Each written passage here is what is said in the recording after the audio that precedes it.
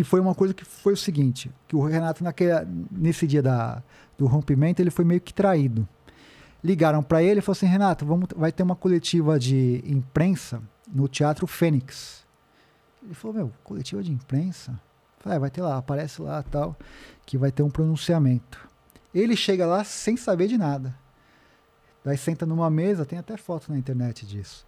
Fica os 4 numa mesa e fala, a gente tá se separando. Ele toma um susto. Caramba. Ele tava para fazer o Trapalhão na Arca de Noé. Tá. Tava, tipo, o roteiro tudo pronto, tal.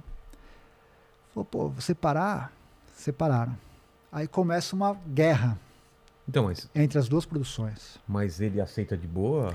Não tinha o que fazer, os caras romperam com ele, né? Tinha um contrato. Mas e a Globo? A Globo ficou perdida nisso. A Globo não sabia o que fazer, porque também foi pega de surpresa. Na teoria eles continuavam na Globo? Não, eles eram contratados da Globo, mas não tinha mais um programa também. Ah, não tinha mais? Parou de exibir. Por causa disso? Aí a Globo fez um programa chamado A Festa é Nossa, para substituir os Trapalhões. A Gildo Ribeiro era o cara que estrelava e tal. Porque eles gravavam na semana e já exibiam no domingo. Tinha uma barrigazinha, mas era coisa pouca. A Globo falou, a gente não vai se meter com essa briga, porque é uma briga deles. Se a Globo se envolver, pode se caracterizar uma forçação de barra e tal. E era uma outra época, né? O Boni era um cara que deixava as pessoas muito mais à vontade e tal. E aí ficou nisso. Não tinha programa e o Renato estava com tudo pronto para fazer o filme. E ele teve que, às pressas, contratar um novo roteirista, porque esse roteirista que era dele, que era o Vitor Lustosa, foi pro Atrapalhando a SWAT. Que era? Do Dedé, Mussum e Zacarias. Então o que aconteceu? O Renato falou assim, então eu vou provar para esses caras que eu não preciso deles. Vou fazer um puta de um filme aqui, que vai arregaçar na bilheteria, e o público vai ver, e eles vão ver que sem eu, eles não são nada. Os outros 3 falaram assim, nós vamos fazer um puta filme e vamos mostrar para ele que sem a gente, ele não é nada.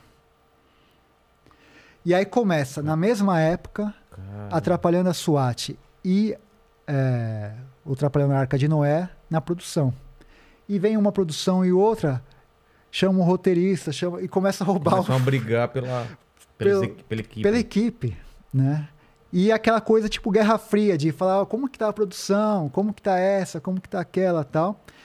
E as pressas de estrear antes para render na bilheteria. Os Trapalhões, Atrapalhando a SWAT, os caras alugaram até um helicóptero. Ele falou aqui, né, da Lucinha Lins e tal. Os caras fizeram imagens... O filme é incrível, esse filme. E é marginalizada porque até hoje, assim, não conta na filmografia e tal. Você conta dos 3 e tal, mas é difícil você achar esse filme até exibir. Às vezes o canal Brasil exibe esse filme. É um grande filme. E eles gastaram muita grana. Dedé, Mussum e Zacarias, eles não sabiam administrar o dinheiro deles direito, como o Renato sabe fazer. A gente acabou de falar aqui, o Renato, ele tinha a Granja Comari, se ele comprou por 1, ele vendeu para CBF por 5. A RA, se ele comprou por 2, ele vendeu por 20. Ele sabe multiplicar o dinheiro. E esses caras, eles se perderam nisso. Nessa gana de mostrar que não precisavam do Renato, eles excederam. Então alugaram helicóptero, pagavam, às vezes, dobrado para um cara que o cachê era tanto, para trazer esse cara para cá. E aí, eu não me lembro da ordem direito, mas um filme estreou num dia, acho que 1 ou 2 dias depois estreou outro. Só que o que acontece? O público se dividiu. Então, os 2 filmes foram fracasso de bilheteria. Ah, é? Não foram bem. E aí eles viram que, assim, se arrebentaram. Eu falei que eles se separaram em agosto. Em março eles voltam, do outro ano. Eles se separaram em agosto, os filmes de 83. Em dezembro de 83, são lançados os 2 filmes. Fracasso. Principalmente Dedé, Mussum e Zacarias, tá um prejuízo financeiro enorme. Tanto é que, por muitos e muitos anos, eles tiveram que trabalhar para pagar essa dívida. Até porque eles foram passaram a perna deles, os contadores, tá? Teve muita gente, por conta dessa questão que eles de não saber administrar, eles perderam muito dinheiro.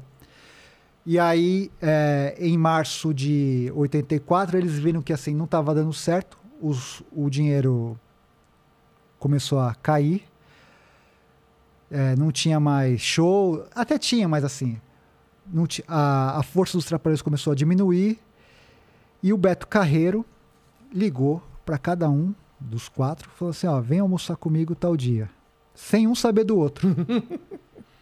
Ó, vou te esperar aqui nesse restaurante às 8 horas, na quarta-feira, pra gente conversar. Fez isso com o Didi, fez isso com o Dedé, Mussum e Zacarias. Quando os 4 chegam, quase ao mesmo tempo, nesse restaurante, um olha pro outro e fala, meu, o que você armou pra gente? Fala, meu, esquece essa briga, não tá dando certo, vocês estão tomando um prejuízo, e não funciona sem os 4. Não tem programa, não vai ter filme, não vai ter nada, etc e tal. E aí eles conversam. Falando, o que está acontecendo? Eles fazem a exigência de aumentar a porcentagem dos lucros dos filmes, que eram X, e dobrou. E o Dedé fala, ó, eu quero a partir de agora começar a dirigir alguns filmes dos Trapalhões. E aí tem essa abertura e ele começa a dirigir. Então ele dirigiu A Filha dos Trapalhões e fez... Mágico de Oroz, acho que ele dividiu a direção e tal. Ele começa a ter uma abertura. Mas tem um racha ali, né? E, assim, dessa briga em diante... Quando volta, não volta igual. O relacionamento deles já não era igual.